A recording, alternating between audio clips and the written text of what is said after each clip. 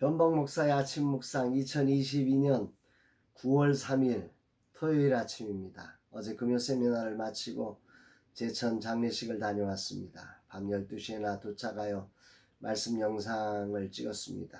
하루가 꽤 길었습니다.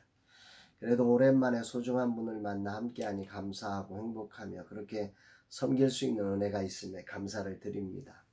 특히 어제는 근본 추석을 앞두고 재정적으로 힘겨운 시간이라 고민하는 가운데 전혀 생각지 못한 분이 소중한 마음으로 귀한 것을 섬겨주셔서 선교회로서 해야 할 일을 할 수 있도록 힘이 되어 주셨습니다. 하나님께서 이렇게 피할 길을 열어주심에 그저 감사할 뿐입니다.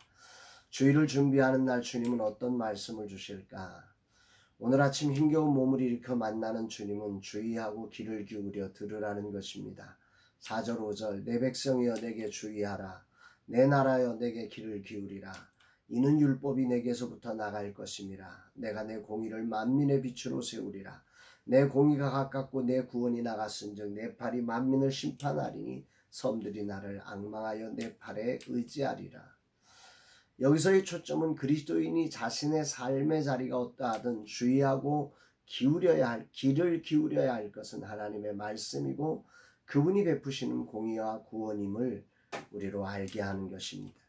지금 이사야 선지자는 그들이 바벨론 포로의 삶을 사는 가운데 포로의 삶에 빠지지 말고 주의하여 귀를 기울이고 하나님의 세우실 공의 즉 구원을 주의하여 귀를 기울이라고 하는 말씀입니다. 내 공의가 가깝고 내 구원은 나갔은즉 하나님의 공의가 빠르게 시행되어 구원이 주님이 정하신 때에 이루어질 것임을 말씀하고 있는 것입니다. 그런데 이 공의의 시행이 곧바로 심판으로 이어지는 것을 봅니다. 내 구원이 나갔은즉 내 팔이 만민을 심판하리니 구원이 나가면 심판이 이루어지는 것입니다. 이스라엘의 구원은 곧 그들을 포로 삼은 이방 민족에게는 심판이 되기 때문입니다. 그리하여 만민이 여호와를 앙망하며 그 팔을 의지할 것이라 선언하고 계십니다. 그러면서 오늘의 결론과 같은 말씀을 6절에서 이렇게 하시지요. 너희는 하늘로 눈을 들어 그 아래의 땅을 살피라.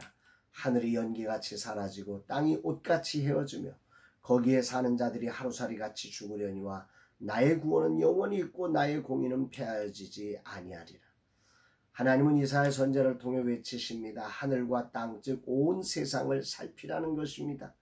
그 영원할 것 같은 하늘이 연기같이 사라지고 그 견고한 땅이 옷같이 헤어질 것이요 거기에 사는 사람이 하루살이처럼 죽을 것이라는 것입니다.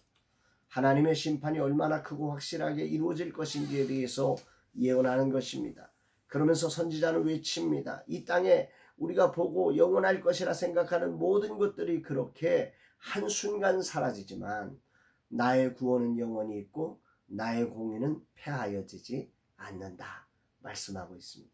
할렐루야 아멘입니다. 바벨론으로 포로로 끌려갈 70년의 시간을 살아갈 백성들 그들의 입장에서 과연 공의가 존재하는가? 하나님이 살아계시다면 이럴 수 있는가? 수없이 되뇌이게 될 불안과 두려움의 시간들 아니겠습니까?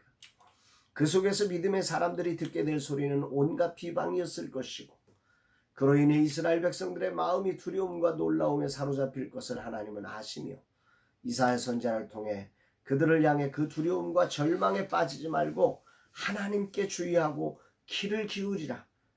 그분의 말씀을 따르라. 하나님의 구원은 어떤 상황에서도 일어나며 그 공의는 언제나 어디서나 살아있다고 외치고 계십니다. 하나님은 지금 당신의 백성들이 포로의 삶에서 실족할까봐 이렇게 말씀하고 계심을 봅니다. 오늘 이 말씀이 내게 큰 위로와 소망이 됩니다.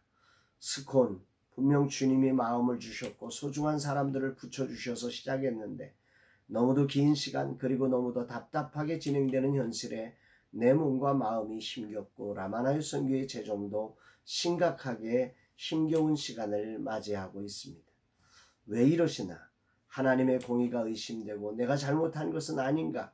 불안과 두려움이 올라오고 사람들의 수군거림이 들리는 것만 같고 어디 쥐구멍에 들어가고 싶은 마음이 올라올 때입니다.